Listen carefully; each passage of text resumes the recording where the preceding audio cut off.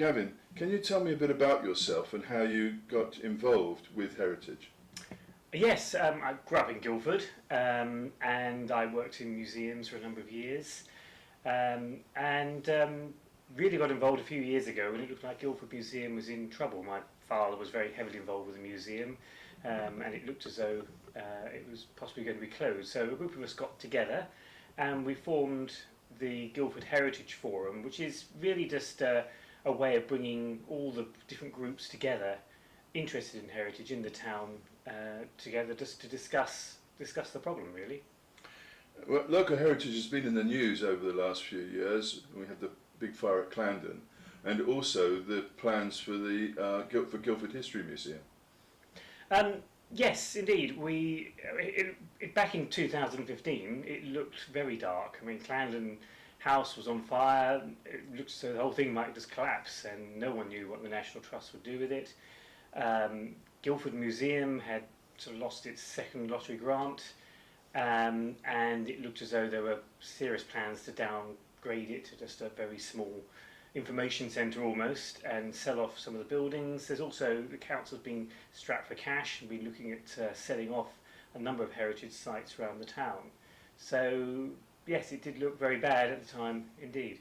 So was that your motivation to create the forum? Yes, definitely.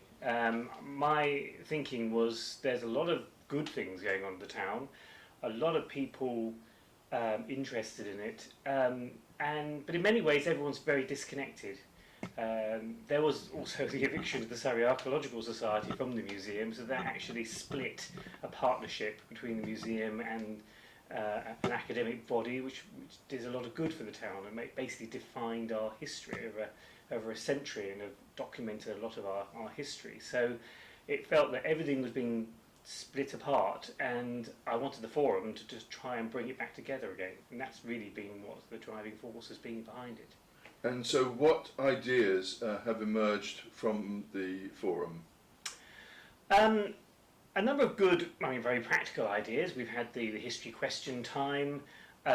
We meet fairly regularly, not so much at the moment. I'm hoping that will improve. But also I think just the general idea that it's been a great opportunity to just meet a lot of people, and for me to get to know a lot of people I didn't even know existed, and find an awful lot of projects going on, from local projects like where I live in Addison Road in Charlottesville. There's a couple there sort of recording the history of the area, and there's an awful lot of overlap going on. There's a load of living history groups that turn up on our Heritage Day and who really help in bringing history alive. And if we could just get all these groups get together, I'm sure there's a lot of good we could do. I come from a background really of a mixture of heritage and theatre, and my early memories are actually getting involved in the historical pageants run by David Clarke in the Silver Jubilee in 1977. He's another one in 87. And then Matthew Alexander was very heavily involved in the museum, very much outreaching out in the town, putting on events. There was a lot going on in the town, and a lot of people coming up with good ideas. And I think it's just a matter of bringing all that together. So are you more optimistic now about the plans for the museum? Yes, I am. I think generally a lot of good. The National Trust has come together with Clarendon House. That's being rebuilt. I think we have, and now there are definite plans at the museum to develop it. I think it's going to take a long time. I think there's a lot of work that needs to be done. But the idea of linking the castle grounds to the museum with a cafe is just, it's going to be the biggest change in the castle grounds for a century. It will be very popular. It's a very nice idea, and it will do a lot for the town. And I think we have probably the best opportunity in a generation to actually do something really amazing in the town with our heritage, and we just need to make sure we seize that opportunity. Does heritage, is it any more than just an interesting hobby, or do you think it makes a real interest to the way we live our lives today? I think that's a very interesting question, because there are a lot of different groups which just exist as volunteer groups, and they fund themselves, they work very well. We have the Surrey Archaeological Society, which is self-funded, but actually heritage is more than just a hobby. it is something that affects us all. If you go down the high street and you ask anyone why it's nice shopping in Guildford High Street, they'll probably just say, look around you. It's a very unique place, beautiful high street, and Guildford's set in lovely countryside. If we want to keep that, then we need to understand it and make sure we preserve it. And it's not going to just look after itself. We can't just rely on planners where we've got developers coming in and seeing opportunities. We need to really properly appreciate how our heritage works, and we can only do that if we have groups like the SAS, like the Guildford Society, really properly understanding all these issues in partnership with the council, which has the funding and a lot of the structures to actually make a lot of these things happen. So do you think the future is now bright for Guildford's heritage? I do. I don't think we're there yet. I think it is. I think there's a lot of appreciation in the borough and for our heritage. I mean, it's amazing when you think, looking back, that there were plans in the 1930s to demolish half the high street to make the road wider. I mean, the Victorians even considered knocking down the castle and putting a bandstand on there. And even 20 years ago, people were looking around and saying, well, actually, there are 1930s architecture, like the Odeon Cinema, the old Surrey Advertiser building, which are under threat, and actually they've all gone now. So I think we can never let our guard down, but I think at the same time, there is a sort of growing appreciation with the Heritage Lottery and just generally for our heritage, and we're late to the party. I think a lot of towns got very good museums, and ours is actually still very dated.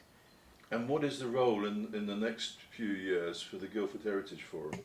So it really is, and I think, as I've said right at the beginning, it's about bringing people together. I think that really is its role.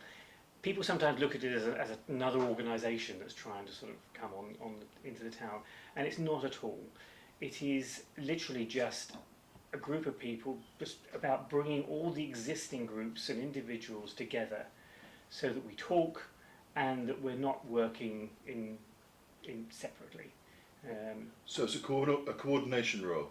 Definitely, yes. I wouldn't use the word coordination actually, because I think that implies that we want people to work together, and that almost implies that people have got to sort of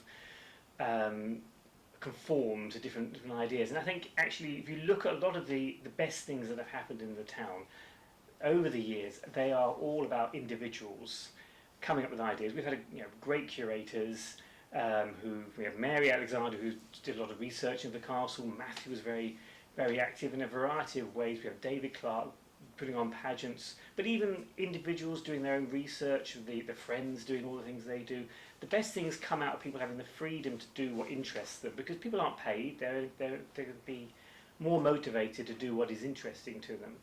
But if we can recognise overlap, get people talking, then there are some times when working together actually is for the benefit of everyone. So I would say use the word connected rather than coordinated. So you want to imbue a sense of connection and engagement with the activity? Indeed, yes. Yeah. Okay.